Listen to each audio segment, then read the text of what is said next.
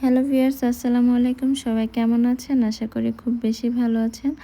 আমরা ফ্যামিলির সবাই মিলে সিলেটে ঘুরতে গিয়েছিলাম। সেখানে একটা কটেজ ফুল বুক করেছিলাম, কারণ হোটেল না নিয়ে যখন আপনি বেশি মানুষ যাবেন সেই ক্ষেত্রে কটেজ নিলেই ভালো, কারণ খোলামেলা এবং বাহিরে একটা বড় প্লেগ্রাউন্ড ছিল।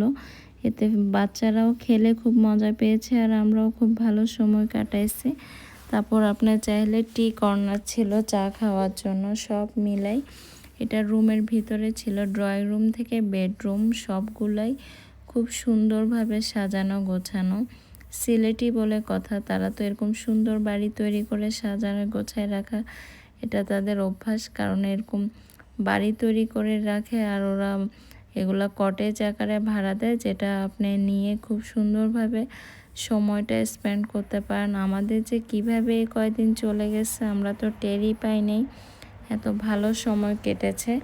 বাড়িটা ছিল ডুপ্লেক্স। Thank you.